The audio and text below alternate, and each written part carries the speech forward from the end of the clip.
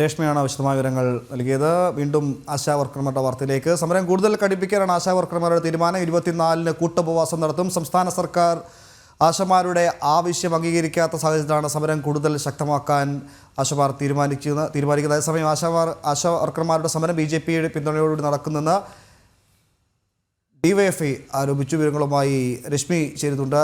രശ്മി, അല്പസമയം മുൻപ് AK ബാലൻ ഡൽഹിയിൽ പറഞ്ഞത് ഇനി കേരളത്തിന് കൂടുതലായി ഒന്നും ചെയ്യാനില്ല എന്നതാണ്. അതായത് പൂർണ്ണമായും സംസ്ഥാന സർക്കാരും പാർട്ടിയും ഒക്കെ ആശാ വർക്കർമാരെ തള്ളിക്കളയുന്നു. ഈ ഒരു പശ്ചാത്തലത്തിൽ കൂടിയാവാമല്ലേ സമരം കൂടുതൽ കടുപ്പിക്കാൻ ആശമാർ തീരുമാനിച്ചത്?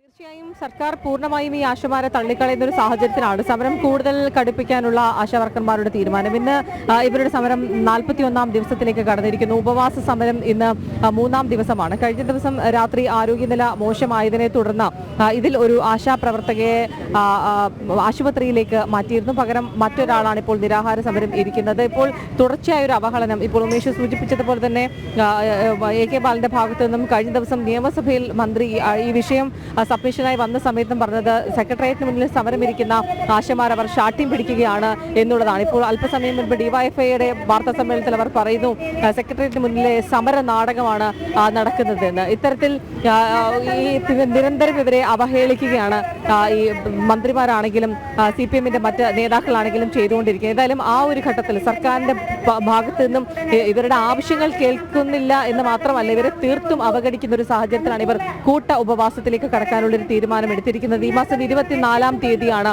ഇവർ കൂട്ട ഉപവാസം നടത്തുക. ഏതായാലും സർക്കാരിന്റെ ഭാഗത്തു നിന്ന് ഒരു അനുകൂല നടപടി ഉണ്ടായില്ലെങ്കിൽ മരണം വരെ സെക്രട്ടേറിയറ്റിന് മുന്നിൽ തന്നെ സമരം ചെയ്യും. ആ സമരത്തിൽ നിന്ന് പിന്നോട്ടില്ല എന്നുള്ളതാണ് ഇവർ അറിയിച്ചിരിക്കുന്നത്. ഇപ്പോൾ ആരോഗ്യമന്ത്രി പ്രതികരിച്ചിട്ടുണ്ട്. ആരോഗ്യമന്ത്രി വീണ ജോർജ് പറയുന്ന ഒരു കാര്യം, കേന്ദ്ര ആരോഗ്യമന്ത്രിയെ കാണാൻ നിവേദനം നൽകിയിരുന്നു, കത്ത് നൽകിയിരുന്നു. പക്ഷേ അതിന് കൂടിക്കാഴ്ചയ്ക്ക് സമയം അനുവദിച്ചില്ല. ഇനിയും കൂടിക്കാഴ്ചയ്ക്ക് അനുമതി തേടി കേന്ദ്ര ആരോഗ്യ മന്ത്രാലയത്തെ സമീപിക്കുമെന്നുള്ളതാണ്. പക്ഷേ അവർ ഇത്തരത്തിൽ മാധ്യമങ്ങളോട് പ്രതികരിക്കുമ്പോൾ കഴിഞ്ഞ ദിവസം മാധ്യമങ്ങളോട് വളരെ രോക്ഷാകുലയായിരുന്നു മന്ത്രി പ്രതികരിച്ചത്. അതായത് ഡൽഹിയിലേക്ക് പോകുന്നതിന്റെ തൊട്ട് തലേ ദിവസം രാത്രി ഈ അനുമതി തേടുകയാണെങ്കിൽ അതൊരിക്കലും അത്തരത്തിൽ അനുമതി ലഭിക്കില്ല. മുൻകൂട്ടി അതിന് അനുമതി തേടേണ്ടതുണ്ട്. ഈ ആരോഗ്യമന്ത്രിക്കെതിരെ വലിയ രീതിയിലുള്ള ഒരു പ്രതിഷേധം സെക്രട്ടേറിയറ്റിന് മുന്നിൽ നമുക്ക് കാണാൻ കഴിയുന്നുണ്ട്. ആരോഗ്യമന്ത്രി രാജിവെക്കണം എന്നൊക്കെയാണ് ഈ ഡൽഹി വിവാദത്തിന് പിന്നാലെ ആശാ വർക്കർമാർ പ്രതികരിച്ചത്. ഈ കൂട്ട ഉപവാസത്തിലേക്ക് എല്ലാവരും ഒരുമിച്ച് കടക്കുകയാണ് എന്ന് പറയുന്നു. എന്താണ് പറയുന്നത്? ഓരോ ഘട്ടങ്ങളല്ലോ സമരത്തിന്. ഞങ്ങൾ ഇപ്പം 3 ദിവസം മുമ്പ് അനിശ്ചിതകാല നിരാഹാരം തുടങ്ങി. അത് നമ്മൾ തുടരുകയാണ്.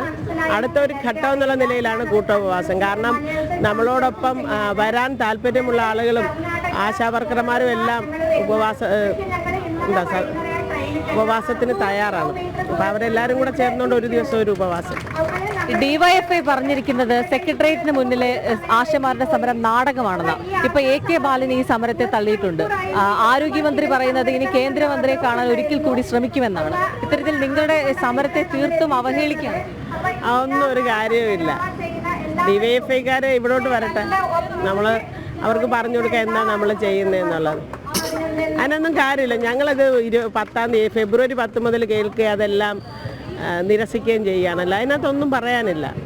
യുവജന സംഘടനകളൊക്കെ കുറച്ചും കൂടെ ആലോചിച്ചും കണ്ട് വർത്താനം പറയണമെന്ന് മാത്രമേ പറയാനുള്ളൂ.